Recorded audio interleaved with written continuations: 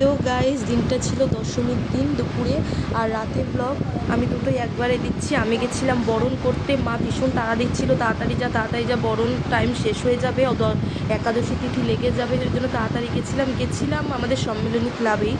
তো দেখো, প্রথমে আমাদের পাশে একটা দিদিভাই বরণ করে নিল, তারপর বোন করেছে, তারপর একে একে আমি বরণ করে নিচ্ছিলাম, মায়েদের সিঁথিতে সিঁদুর দিচ্ছিলাম, তারপর মায়েদেরকে সন্দেশ খাইয়ে দিচ্ছিলাম।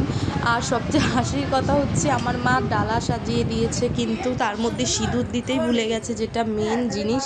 তারপর পিসির ডালার থেকে আমরা গোলা সিঁদুর নিয়ে কোনো রকমে আর কি মায়েদের সিঁথিতে দিয়ে দিয়েছিলাম। তারপর একে একে বইটা ছুঁয়ে নিলাম, পান দিয়ে মায়েদের পান বুলিয়ে তারপর মাকে একটু প্রণাম করে নিচ্ছিলাম। আর বোনকে বললাম মায়ের সামনে আমার একটা ভিডিও করে দে।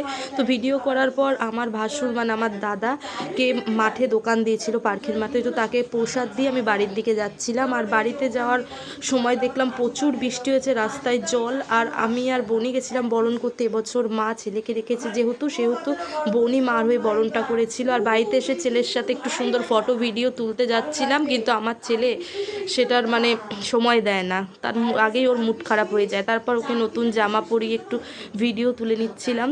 আর রাত্রে গেছিলাম আমাদের তাহিরপুরের পার্কের মাঠের ফেমাস দশমীর মেলাতে।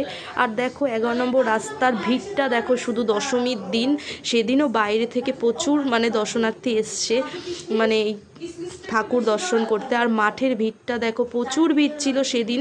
হ্যাঁ, অনেক মানুষ হারিয়েও গিয়েছে আর অ্যানাউন্স করছিল, সেগুলো শুনছিলাম। আর প্রচুর দোকান ছিল। আর দেখো, এখান থেকে একটা কানের কিনতে গেছিলাম, পছন্দ হয়নি তাই চলে গেছিলাম। আর প্রচুর ভিড়, সেই মানে ভিড়ের ভিডিও ক্লিপগুলো আমি করে রেখেছিলাম ভিডিওতে দেওয়ার জন্য। প্রচুর ভিড়।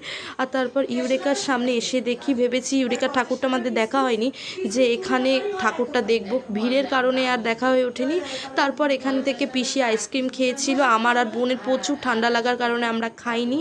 তারপর সেখান দিয়ে বেরিয়ে এসে আমরা খেয়েছিলাম এখানে খাসির মাংসের ঘুগনি 2 প্লেট নিয়েছিলাম আমি আর আমার বোনের। পিসিকেও খেতে বলেছি কিন্তু ও ঘুগনি ভালো খায় না, তাই ও খায়নি। তারপর সেখান দিয়ে চলে গেছিলাম এই চাউমিনের দোকানে, চাউমিন নিয়ে বাড়ি আসবো বলে।